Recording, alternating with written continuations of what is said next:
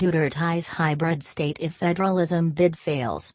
President Rodrigo Duterte is considering a hybrid system of government similar to China if the proposal for the country's shift to federalism fails to get public support. In a speech during an Indigenous Peoples Summit in Davao City on Thursday night, Duterte said he was open to concede his proposal to shift to a federal form of government if the public would continue to oppose his bid. Kung ayaw ninyo ng federal system all throughout, mag-hybrid tayo. If you don't like federal system all throughout, let's become a hybrid.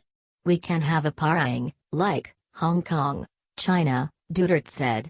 The president was referring to China having sovereignty over Hong Kong while the Special Administrative Region, a former British colony, enjoys a certain level of autonomy from the Beijing government. You know why? Anon reason ko, what's my reason? Ka yanun pa? Anon reason ko kung bakit sabi ko, kailangan ng reconfiguration, that's why even before, the reason why I said that, we need a reconfiguration, he said. Duterte again warned that war would break out in Mindanao if the push for federalism fails. Federal system would be the ideal setup. But everybody don't like it, then we have to make concession. You know why? Because ang iniwasan ko ay yung gyra. Magkagilo talagateo dito sa Mindanao. That is only my concern, he said. The president reiterated that he would not use the planned change to federalism to perpetuate himself in power. He said he would step down whether or not there would be charter change before his term ends in 2022. You can be sure that after the end of 4 years, if there is no workable, viable replacement for the 1987 Constitution that is federal, and the former will remain, I will step down a day ahead, my term ends, he said.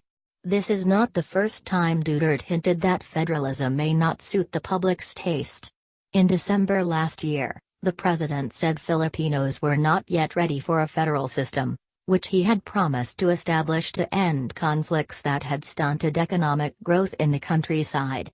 However, the Duterte administration is not giving up on federalism. His allies in Congress are discussing amending the 1987 Constitution to pave the way for a federal form of government. Duterte, the first president from Mindanao, had championed the proposed radical shift to federalism to topple Imperial Manila in a bid to curb poverty and long history of Muslim separatist insurgency. The country currently employs a unitary form of government with much of the power emerging from the central government. Federalism provides more powers to local governments, including the power to establish courts, implement business regulations and impose taxes. Tweet.